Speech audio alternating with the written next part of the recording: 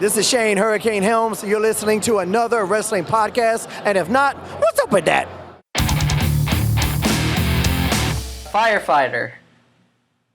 Firefighter? Plumber. Plumber. Fast food worker. Fast food worker.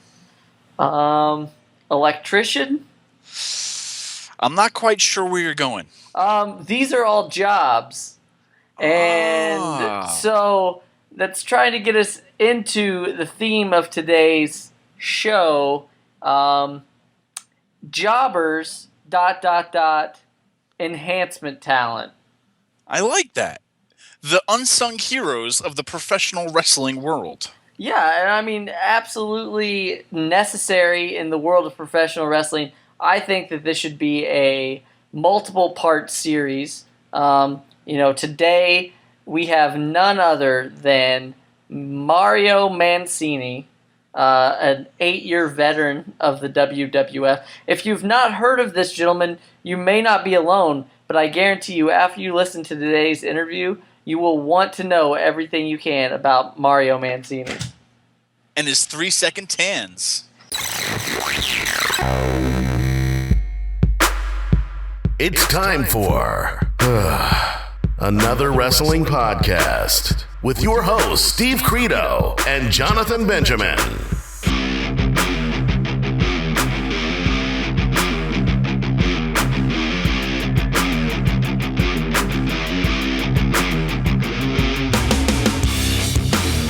Welcome, everybody, to episode number 8. Lucky number 8. The Ocho Show. The Ocho Show. My favorite number for all of you Spanish-speaking listeners out there. This is another wrestling podcast. I'm one of your hosts, Jonathan Benjamin, and with me, as always, Steve Credo, ladies and gentlemen, right here in the flesh, coming to you via the airwaves. So, if you're listening to us today, we would like to thank you, first of all. And for those of you who have friends, family, whoever you want to share this with, you can, obviously, there's many ways to find us. You can Google us. You can get on Facebook and like our page at, it's www.facebook.com/anotherwrestlingpodcast. If you have Twitter, you can follow us at A Wrestling Pod. That's A Wrestling Pod. We are on iTunes. We are on Stitcher. Podbean is the platform in which it sends it out into the magical world of the airwaves. If you are looking for other things and you just can't get enough of us, you can go to www.marksforlife.net. That is www.marksforlife.net. That's right, Jonathan. And, hey, we're talking about jobbers. We're talking about enhancement talent. The 3-second tan. Jonathan, we have none other than Mario Mancini joining us today. He's the 2014 New England Pro Wrestling Hall of Famer. And if you guys want to check out more about that, they are also our sponsor for today, the New England Pro Wrestling Hall of Fame. You can check them out at newenglandfanfest.com. I was just recently there in Rhode Island, and I witnessed their 2014 Hall of Fame, and I was there for Mario Mancini's induction speech, along with Harley Race, Ron Zombie, and countless others, Jonathan. A lot of great guys out there, but we are about to be graced by the presence of none other than Mario Mancini in a few minutes. And for you guys out there who don't know who Mario is, take to Google Undertaker versus Mario Mancini. That was the Undertaker's first match, was against the Undertaker, Mario Mancini versus the Undertaker. It's on YouTube. Check him out. Now, Jonathan, he's what everybody calls a jobber, calls enhancement talent. We asked him about this. It's a great interview. It's I don't know what else to say about this, Jonathan, right? We get right into it. We ask him a lot of questions, and we barely scratch the surface, as you will see and hear in a few minutes. Yeah, and you know what? Contrary to popular belief, he is not Luigi's brother. It's just Mario Mancini today. But, hopefully we can get a lot of these so-called, I think you said it the best, the unsung heroes of professional wrestling. these guys all have stories. You saw them on TV. And let's just not forget that some jobbers, if you want to call them that, turned out to be huge names. And I go none other than the person who was on our podcast last week, Matt Hardy. If you look back at whenever they first started in the business, they looked like and they are open and honest about it. They came out and no one expected them to make it. And look what they did. They defied the odds. And I'm sure that that's not the only story that, success story from going from, jobber to pro wrestler.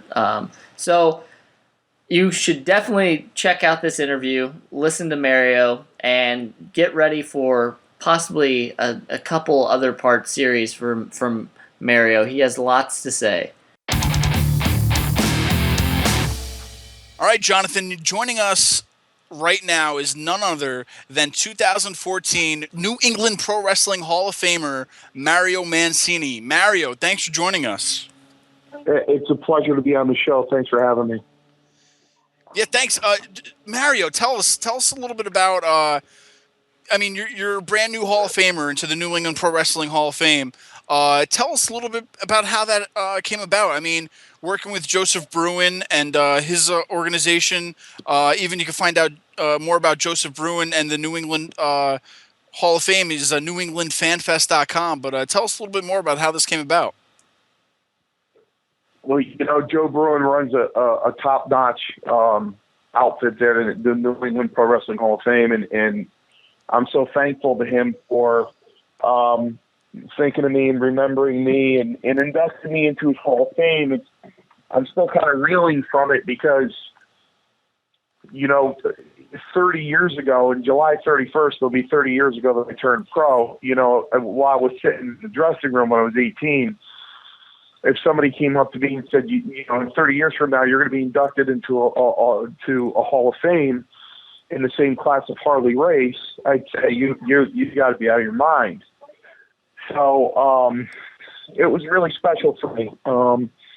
It was one of the most special moments of my life. So I really thank Joe Bruin and the New England Pro Wrestling Hall of Fame. I'm proud to be a member of that Hall of Fame. And as I told Joe Bruin, I'm not just one of those guys that, will, take the plaque and, toss it on a counter somewhere and say, yeah, that's good. I fully intend to represent the New England Pro Wrestling Hall of Fame as a professional wrestler with, class and dignity and be a good representative of Joe Bruin's organization. The way it came about was I was just kind of sitting there minding my own business, and Joe called me last year, and he got my name from Mike the Fog Man Invitable, and he said, "Listen, I'm Joe Bruin, and I want you to come to do a fan fest. I'll give you a free table, and come and sign autographs." And I said, "Well, I'm really not interested,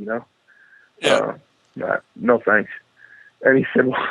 He just kind of laughed, and he said, well, why? I said, well, nobody wants to come and see me. I mean, why do they want to come and see me? They want to come and see, Tony Atlas and, Greg Valentine and Tito Santana. They don't want to see me.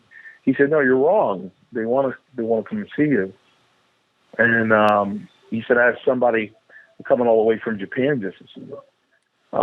And sadly, that was Shu, and I got to know Shu in these past two fan fests, and he was an unbelievable human being and the kindest man you ever wanted to meet, and just devastated that he had a heart attack shortly returning from the fan fest this year, and he's passed away. It was shocking. It was shocking to all of us. That's how much he meant to all of us there, all the wrestlers there at the fan fest. Yeah. It's a shame, but I didn't believe him, and I felt obligated to go because he told me somebody was coming all the way from Japan to see me. So Yeah. I went, and lo and behold, I ended up having the time of my life, and I really had a great thing, and Joe had come up to me and he said, listen, I want to induct you into the Hall of Fame next year. And I was just kind of blown away. And he says, thank you very much. You know, sure. And came up in you know, a couple days after last year's Fan Fest, he posted on his website the first inductee into the 2014 Hall of Fame is Mario Mancini. He had a picture up there, and I just kind of stared at it for a few days. And you know, I kind of got choked up this year because he did announce the first inductee into the 2015 Hall of Fame, and I said, you know, it was me last year, you know. And you know, Joe Bruin's just a great guy. I mean, the respect he has for the business, how he treats the guys, is unbelievable. You know, Joe Bruin has treated me like Hulk Hogan, you know. So it has been really good feeling. I've got nothing but respect from the people at the New England Pro Wrestling Hall of Fame, everybody involved in it, and the other wrestlers involved in it. And it really is a classy organization. And spoke with Joe because he runs something impeccably like Vince does. It's incredibly organized. It's very professional, and you know, he's really good at what he does. Yeah. With the Hall of Fame, and I'm eagerly waiting for him to announce the location of the 2015 Hall of Fame, and I know he let a couple names go on his website, but I'm waiting to hear the full lineup of who's going to be inducted into the Hall of Fame next year, and I'm looking forward to it. I got spoiled this year because I had a VIP dinner on Friday night, and you know, I lost my voice with the guys in there, and then the next day was the Fan Fest, and then I had a question and answer session. And again, as I sat up on that question and answer session, you know, I was sitting next to Tito Santana, and he was sitting next to Harley Race, and all I did was, you know, I just went back to 1980 while I was sitting on the floor, and I looked at my family and I said, I'm going to be a professional wrestler. And I went back to that day when I was 14 years old, and then I looked to the left and to the right of me, and I'm like, you know, I'm really not sitting up here. I'm not sitting up here. So I'm very fortunate. I'm lucky because most people sit in their chair and they dream, and they wonder what then, and you know, all they do is dream, and sometimes they get depressed about it and say what if. But I was fortunate enough to live my dream, to say that I was going to be a pro wrestler, not only a pro wrestler, but a pro wrestler for the WWF. And, you know, on that hard day on July 31st, when there were so many people there that they could have picked me, and I was fortunate. And, you know, my full dream was to be the next Bruno Sammartino, but that didn't happen. But I'm happy with what I got. Yeah. I'm happy with what I got, you know? Yeah, man, definitely. So, like, I mean, this was my first time ever at the New England Pro Wrestling Hall of Fame, and I was blown away by it all. I mean, just the Fan Fest and then the Hall of Fame itself. I mean, I loved your speech. It moved me. I loved it. I mean, you even brought up a pair of your trunks and boots to get Joe to get a building. We got to get a building now for the New England Pro Wrestling Hall of Fame, because that'll be something great to see. And just, you know, having you on today is more of an honor, just to talk to you a little bit about wrestling and, you know, just the thing that we love the most, pretty much, right, Jonathan? Yeah, absolutely. And, you know, for those fans that are listening today that, you know, maybe you're younger or you've just got into professional wrestling, Mario, can you please kind of just, you started to tell us, but can you tell us kind of how you broke into the business? Well, like I said, I decided at the age of 14 that I wanted to be a professional wrestler, and it really didn't become an absolute reality until I was at the New England Coliseum. And, you know, I knew I wanted to do it, and I was 16 years old, and I went to the matches in the Coliseum every month.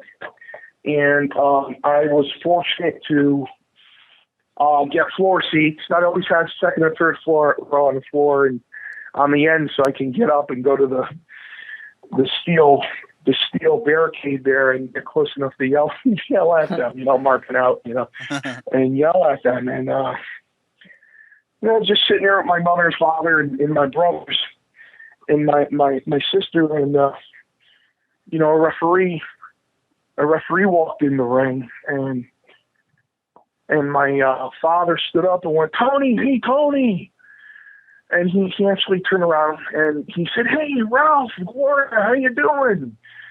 And he had a big smile on his face and leaned over and shook my father's hand, and my father sat down and said, "You know that guy?" And he said, "Yeah, that's Tony Altomare. Yeah, he's at Stanford.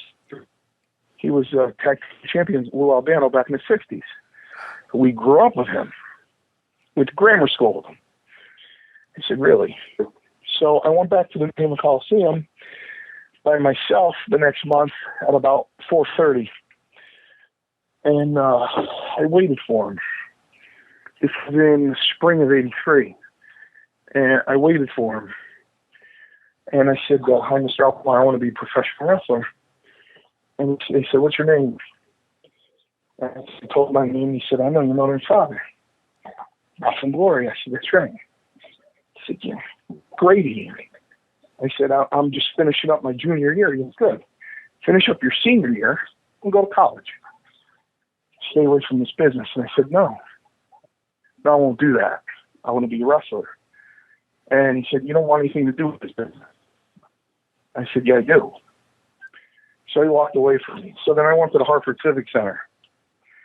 He saw me again. I said, "I want to be a wrestler." And he said, No.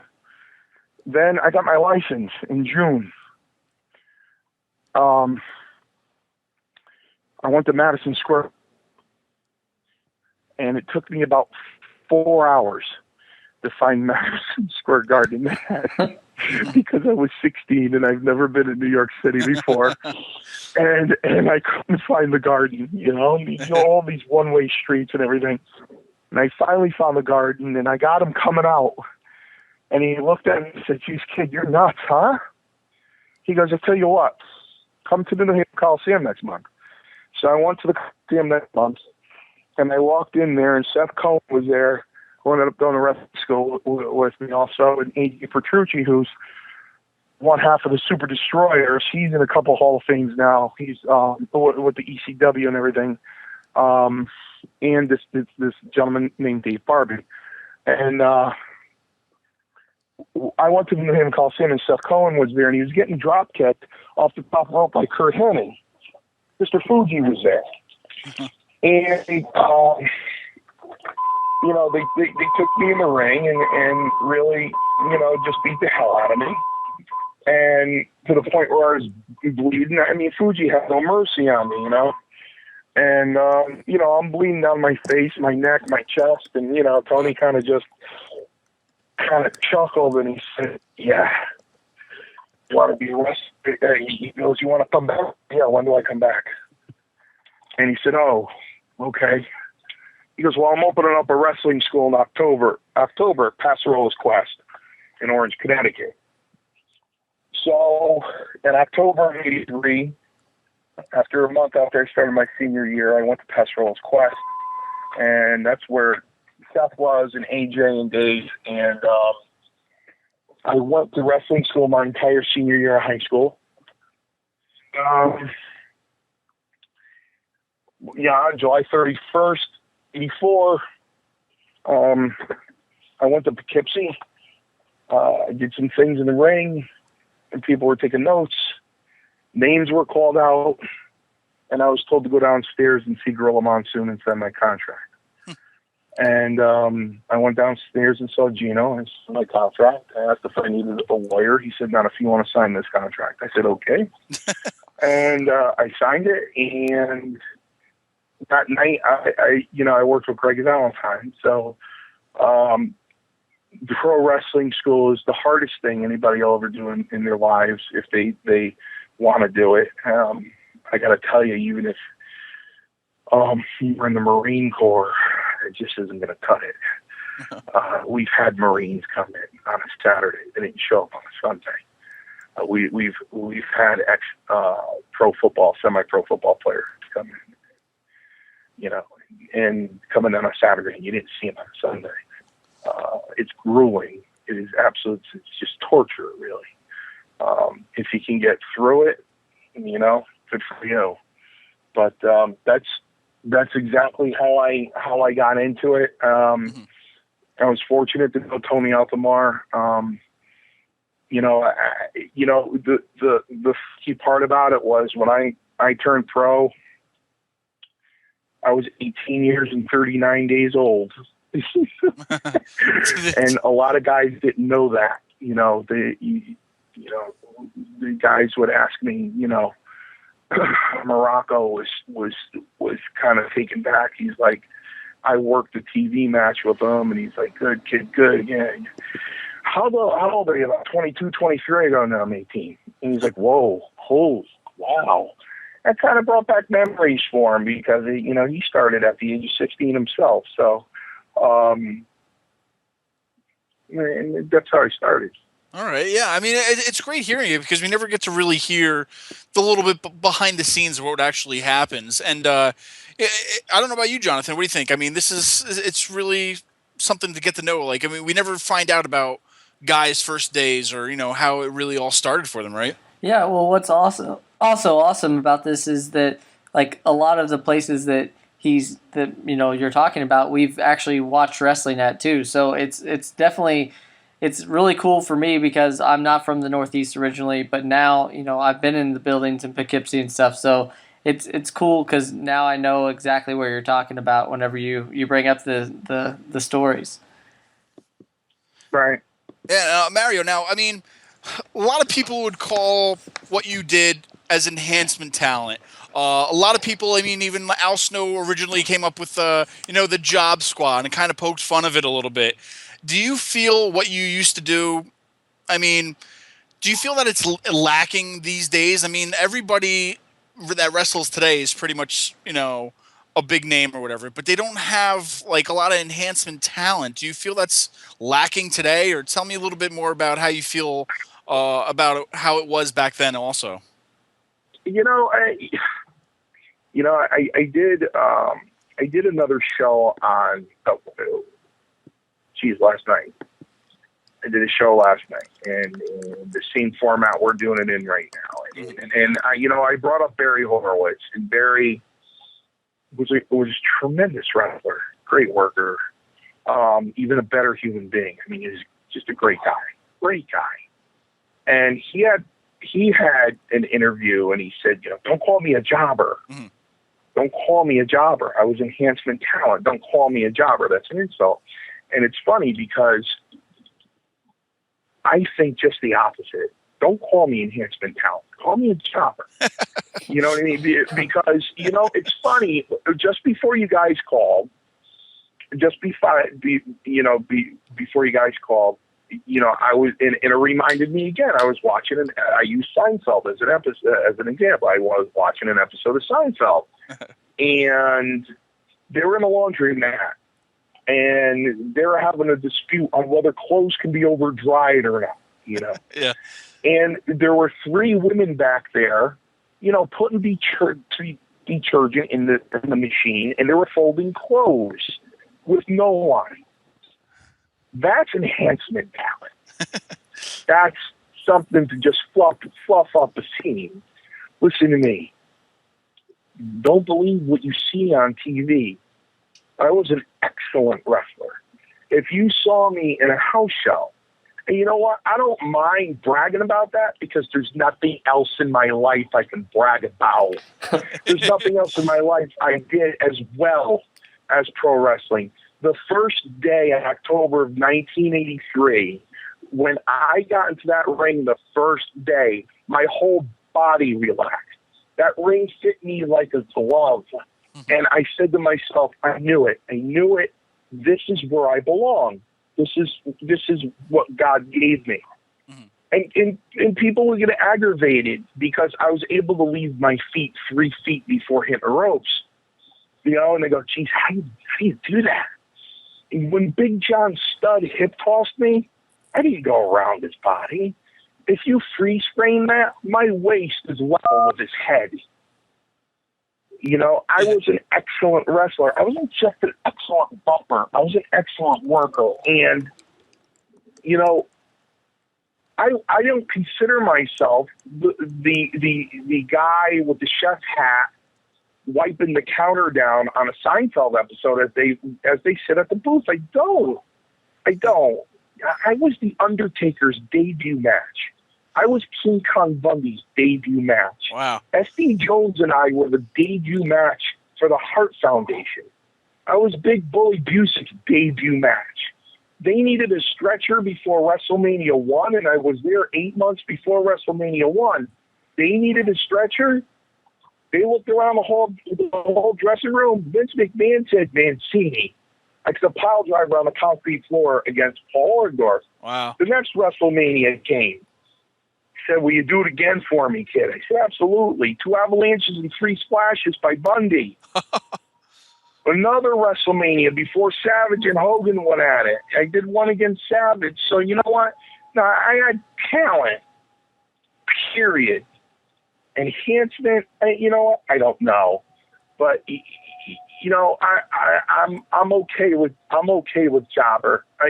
Awesome. Yeah. As far as I'm concerned, you know what? I wasn't an extra in the WWF. You know, there were guys. An extra to me were the guys that brought their bag. They went out there one time, and they were, you know, somewhere out there are guys that looked up a match on YouTube, and they were an enhancement talent. That was their only match ever with the WWF because they didn't ask him to come back. Mm-hmm. You don't call somebody who was stationary every week on TV for 8 years an enhancement talent. Yeah, not to me. Awesome. So we, we're big listeners of all that's pro wrestling. We watch a lot, and recently I listened to an interview with Tony DeVito. And I'm not 100% on this, but we're talking to the man right now, so I figured I'd ask. Did you at one point have your own wrestling school? I did, from 1989 to 1992. And before that, you know, honestly, Tony Altomar just didn't show up anymore when I was there. If he knew I wasn't on the road and I was going to be there on a Saturday morning, he just wouldn't show up.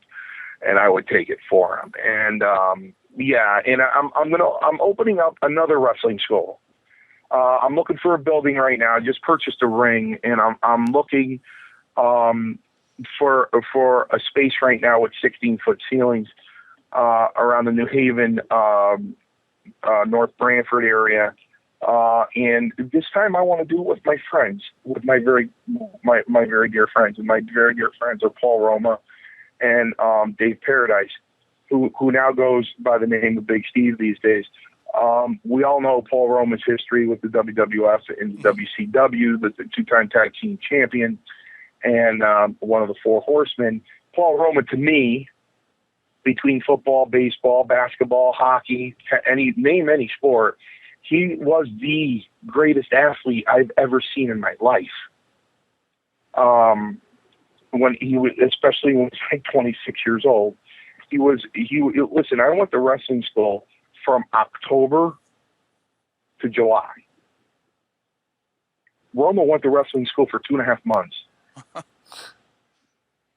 He was a superhuman being. I've never seen anybody do what he did. And to this day, he still holds the highest dropkick in professional wrestling history. He drop-kicked John Studd. His left foot was on his forehead, and his right foot was over his head. Wow. And Paul Roma was the greatest athlete I've ever seen in my life. And, of course, there's Dave Paradise, who was with the WWF briefly. Honestly, with him, he was 6'4", 275 pounds, and he was a jobber. And, you know, he was bigger than most of the guys that he was putting over. So it didn't really work out too well for him because he was huge. He was huge with no politics.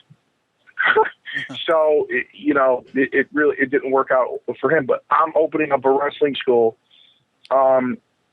with these other 2 guys, and we already have people interested, students lined up. I have one in particular person that I won't reveal what her position is going to be in professional wrestling, but she will take it by storm.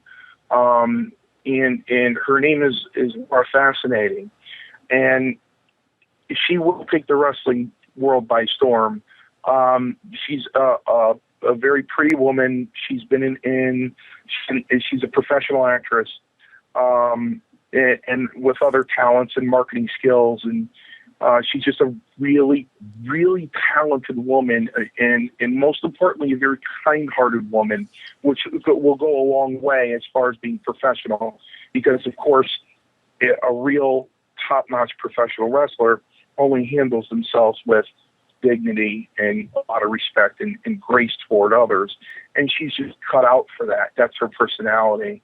And, I can't wait to get her in, because I really think she's going to make a huge mark on this. And I have a couple other students that are involved. Of course, when you run a wrestling school, and I know that we're going to have some heat on us, but I have to say this, aside from Laura Fascinating, I do have to say that in order for me to pick up a phone and call Stamford, Connecticut, it would have to be one hell of a freak. Outstanding athlete in order for me to call the office and say, would you take a look at this guy? And I know a lot of students are going to be looking at me in the side eye, whether I'm going to do that or not. But you know what, guys, the truth is the truth. There are some people that are in this business that are just great for independent pro wrestling. And you know what? They make a career out of when I say career, they make their name in the independent circuit, and they get recognition in the independent circuit. For God's sakes, you know what? The Hall of Fame induction started at 6:00, and the WWF guys didn't start getting inducted until 8:15. They were all independent wrestlers, and independent wrestling is the grassroots of this business. And these guys do it because they love it, because they can't quit their day jobs. So, hats off to them, because, they're doing it because it's in their heart, and that's the heart of a wrestler. You get a guy like Bull Dredd, man, go on Facebook and read some of Dredd's stuff he puts on being a wrestler. You'll sit there and bawl your eyes out. Oh, yeah. We're friends with Bull. Yeah, we know him. Well, oh yeah, you'll bawl your eyes out, Bull, and again, another top-notch guy that carries himself with grace and dignity, just like Zombie. I look at guys like Dredd and like Zombie. You know what? They could have been there with me. Not a problem. I saw Zombie with his friend who inducted him at the Hall of Fame, and I looked at him and I said, "That's the real Mick Foley you're looking at right there." Yeah. Zombie. He's the real Mick Foley. Oh yeah. You know what I mean? He should have had that shot.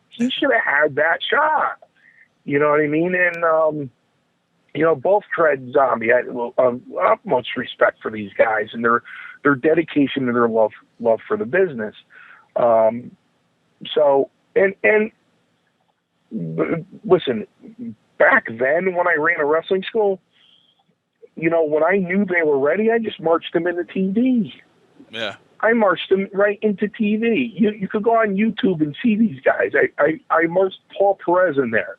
Great kid. A great guy. Great guy to have on the road. Great guy to room with. Great guy to be in the car with. I mean, I marched him right in there. Another guy, Mark Thomas, he did the independent circuit as the Condor. But when he was in the WWF, it was Mark Thomas. You can look these guys up, Russ Greenberg was in the wrestling school. All these guys, they came to the wrestling school and I bring them to TV. Like you said, these days you can't do that because there are no jobbers.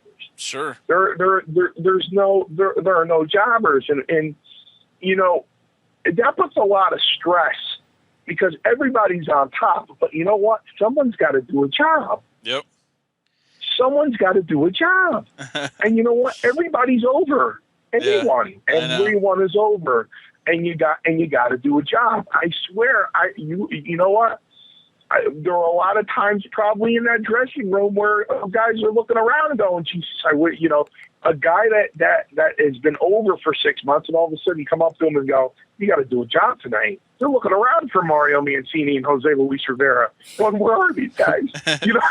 That's right. I mean, you said it right there. I mean, that's exactly what we were talking about too. I mean, me and Jonathan spoke earlier to where, like we look at TV today and like every match it's a not like, I mean, a big name, but I mean they're all names against each other, and you don't have that, that enhancement talent anymore, that jobber guy to get other people over, and you're taking these other guys to where, they think they're going to probably be the next John Cena, yet now all of a sudden they turn into the jobber, and they don't really get it. And it is missing in a big part today. And I kind of want to rewind a little bit with you to where, you said you were the first guy to ever wrestle The Undertaker and so on. Does that put a lot of pressure onto you to where they're saying, hey, we have this guy coming in, we really want to make him a big deal or something like that? We're going to put him against you first. Do they say anything like that to you? Or, I mean, what happens with that, No, it's very laid back, very matter of fact. You kind of sitting there in Poughkeepsie or wherever we were when I did Taker. I'll give you an example. Poughkeepsie was Bundy. So I walk into the dressing room and I look up on the board and it says Bundy v. Mancini. So, I walk up to Chris, who became a really good friend of mine. I walk up to Chris. I don't know him from Adam, and he's sitting there with his Fruit of the Loom T-shirt on, his jeans, a canvas pair of sneakers, and he's biting his thumbnail, Mm-hmm. And I go, "Hey, I'm Mario Mancini. How are you?" He's like, "Hey, Chris, how are you?" I go, "King Kong Bundy." He's like, "Yeah." And I go, "What's the matter?" And he goes, "Well, I was here 3 years ago as a jobber. I was Chris Cannon.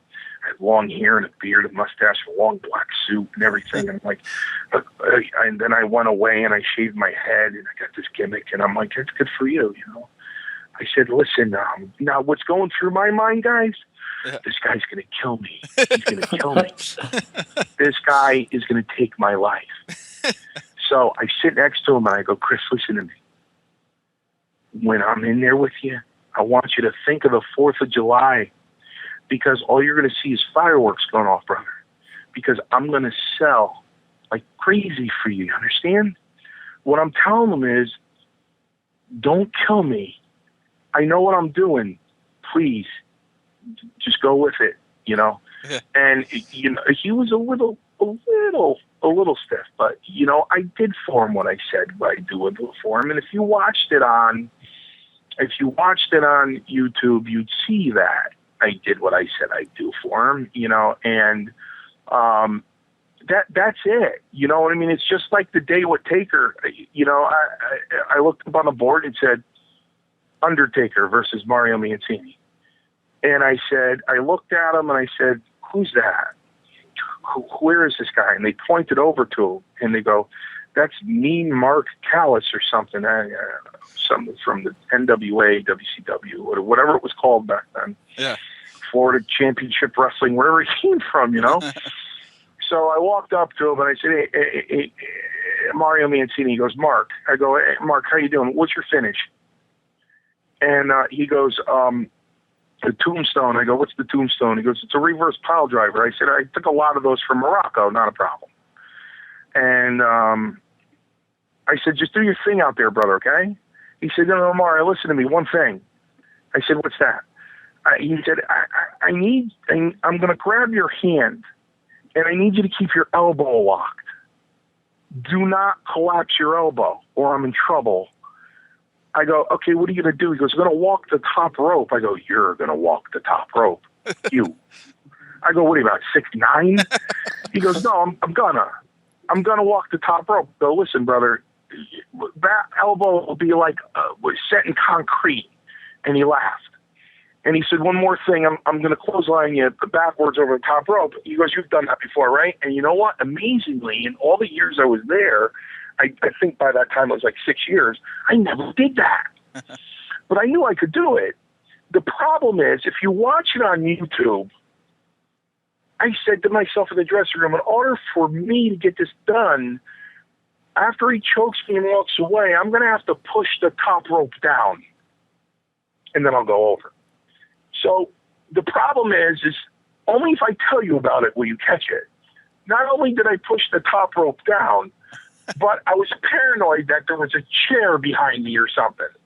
So you'll actually see me glance behind me while I push the top rope down. And then he clotheslines me. So, and it was over. There was no kind of ceremonious kind of, this is the Undertaker's first match. Sure. There was nothing like that. It was just, you look up on the board, you know, other things could have been ceremonious, but they weren't. I mean, the time Strongbow came up to me and said, Mancini, come here. Because, get this, guys. Now, understand this. Get this.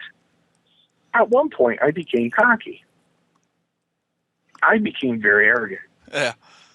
And Strongbow's looking around the dressing room. He's going over this new finish with Butch Reed. And he's looking around the dressing room. He goes, oh, Mancini, come here. He said, what's up, Chief? Because I've been trying to perfect this finish with Butch. I can't perfect it. I go, what's the finish?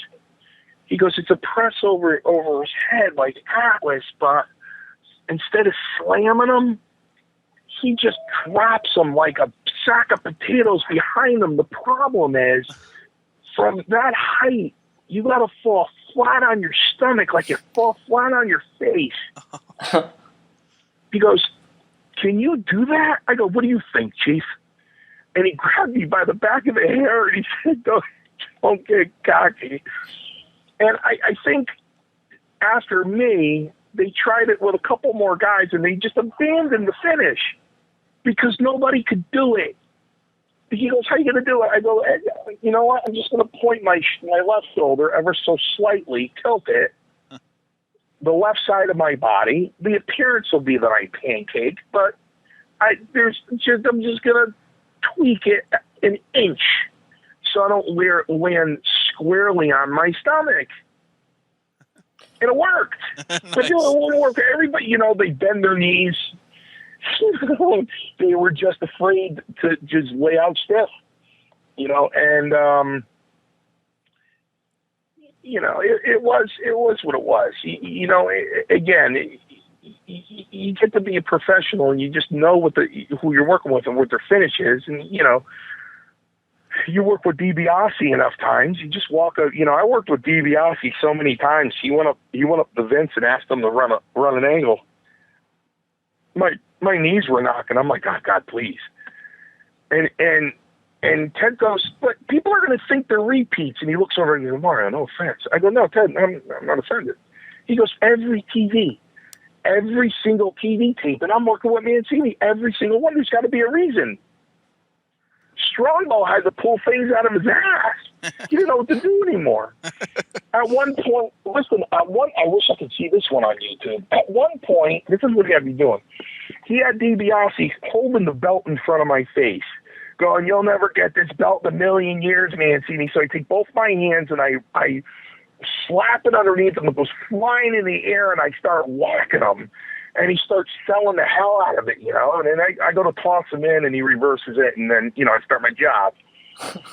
Another time I worked with him, Vince was standing there when we were discussing it. And Strongbow, you got to know this. Joe Scarpa, I love Joe Scarpa. Joe Scarpa was my mentor, my protector, and my second father for 28 years. 3 months up until the day he died, we were still saying I love you to each other. It was a very, very close bond. If it was up to Joe Scarpa, I would have been the heavyweight champion of the world if it was up to him. But he's standing there, and Vince is standing there, and you know, DiBiase's got this stack of money, you know. And he's like, you go to Mancini's face, you'll never earn this kind of money in your whole life. You'll never have this money in your... He goes, Mario, snatch that money out of his hand, go underneath the bottom rope and just start running around the ring. He goes, when you start running around the ring, Mike will catch you on the other side, give you a pop, and then take that bump on the outside of the ring. And this is the only time I was kind of snide with Vince. And Vince goes, when you take that bump, whatever side you're going to fall on, make sure the money's in your hand toward the ring apron. I said, No, Vince, I'm going to make sure it's near the steel ring post, near the steel barricades, where the fans can lean over and snatch it out of my hands. He goes, I'm just telling you. I go, I got it. So, were they monumental? You look back now and they are, but when they were happening, if you two were sitting in the dressing room the night I did Baker, you would look at each other and go, this is just another day at the office. This is just no big deal. But knowing his history and his career, you want to jump up and down and look at everybody and go, listen, this is incredible. This is this guy's first match. Well, nobody, nobody thought that way. Nobody knew what Mark was going to be or how big he was going to be or where it was going to go. Yeah. So, you kind of brushed on something that I wanted to kind of talk to you about, but you said that, you tried to be professional all the time with a few times that you said you maybe got cocky or arrogant or anything. But is there anybody that, when you were in the business, that really just rubbed you the wrong way? Was there anybody that, you just couldn't stand or didn't want to work with? Yeah. Yep. 2 people. Only 2 people. That was Ed Leslie, who everybody knows is Bruce Beefcake, and Rick Rude. Really? Yeah. Why? Yeah. Well, yeah, I mean, I didn't want to force it, but... Why? Rick Rude didn't thank me when he covered me.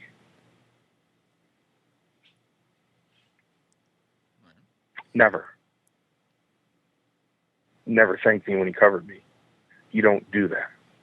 I gave you my body. Yeah. I gave you my body. You don't do that. Every one of those guys, Valentine, Ordendorff, Bundy, The Undertaker, every single one of them. Every single one of them. Never knew that. I mean, from me and Jonathan's perspective, I mean, we're marks. We know the business, but we don't know like little things like that. That's very interesting because I mean, I honestly never knew that. We don't know the little inner workings like that. And I mean, to hear that, that's kind of interesting. Yeah. I mean, that's to find it out. Guys like Ordendorff would cover you and go, "Thank you, baby. Thank you." And you know what, guys like Ordendorff, he'd say, "Thank you, baby," in the ring. Then he wouldn't go back to the dressing room. He's waiting for you behind the blue curtain. So you're selling it back to the blue curtain. You go through the blue curtain. There he is, hugging you. Thank you, baby. He goes to take a shower before he grabs his bag to leave for the night. He walks beelines right back over to you. Thank you again. Wow. So he's thanking you, Bundy. Thank you, brother. Oh, he's getting a 5 count. Just a little head down. Thank you, brother. You never thanked me.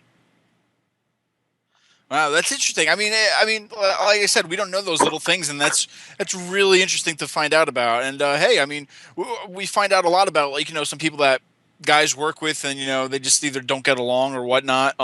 Like that. It's a very interesting topic, and to get into more on another time. But I mean, I don't know about you, Jonathan. What do you think? That was pretty interesting. I mean, did you know anything about that or? No, not at all. I mean, once again, it's hard for us because we only watch it. We don't get to live it like you did, and so it's always great to kind of peel the curtain back for us. But I mean, you actually were there.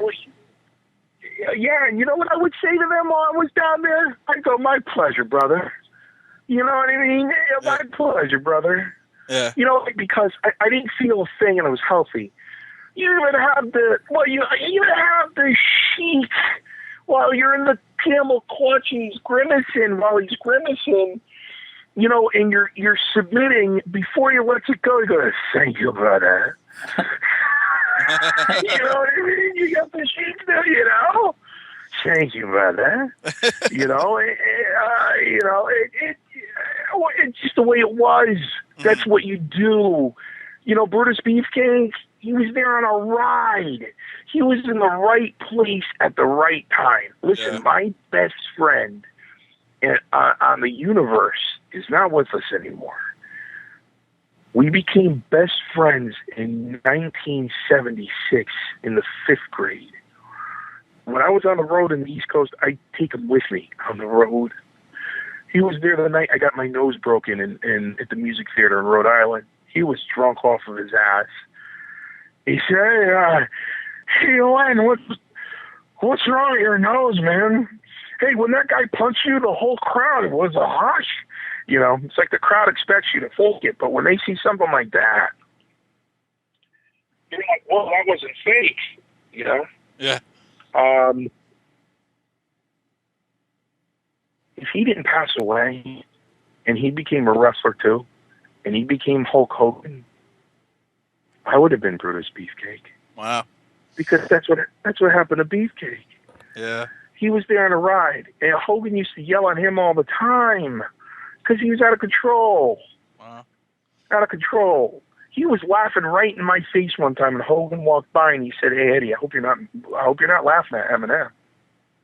I hope you're not laughing at Eminem, because the people you see on the way up, you see them on the way down." Yeah. You know what I mean? So, I hear you, he tried to keep them under wraps. You know what I mean? So, like, again, you're supposed to be very charitable, very gracious. You're supposed to be the utmost professional. I don't care what anybody says. Yeah. I'll debate it until I'm in the coffin.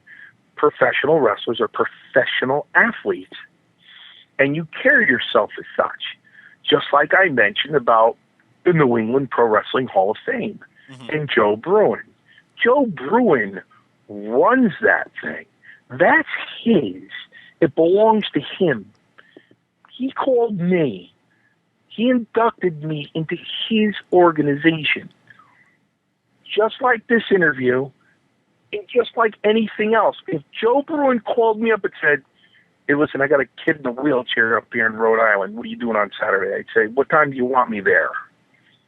What time do you want me there?" Because, you know what? I don't take this lightly whatsoever. I took a lot of bumps in that ring. And you know what? I thank God for guys like Joe Bruin, because they recognize that. They recognize week after week after week after week. And the guys that don't, this is what I say to them. I go, "Listen to me. I was on TV every week. When you were sitting on the floor in your feety pajamas, eating your Captain Crunch, you were watching me." That's it. Okay? And just to have the opportunity to be recognized, just in plain English, for a guy like Joe Bruin or anybody else to go, "Listen, man, you were a regular. You got the hell knocked out of you. Absolute daylight's knocked out of you. You deserve this. Thank you. I really appreciate it, and I'm going to carry it. I am going to carry it with respect, and I'm going to represent." Like I said, I'm sure there's a lot of guys. I don't know. They might have their plaque on their bedroom wall. They might have their plaque in a closet or in a drawer. My plaque is hung at the law firm I work at. So every single client that walks in that door looks at that plaque. Every single one of them. Wow, that's great. So, yeah. Mario, I mean, we talked a lot today, a lot of different things. I mean, we're definitely going to have you, and would love to have you on a lot more shows with us. What if you could tell us briefly? I mean, you just basically said it a little bit, but what are you up to these days? I mean, a little bit outside of pro wrestling. I mean, are you still involved? I know you got the school and all that stuff, but anything outside of wrestling, or? Well, I went to the Massachusetts School of Law in Andover, Massachusetts, and I took a little too many bumps, but after the fifth attempt, I did pass the bar exam. There you go. What are you going to do? And never give up. And I've been with a law firm for 20 years actually, come this April, and I work there, and I intend to work there, for until I retire, and I'd like to get the wrestling school going with Roma in Paradise, and guys, we just literally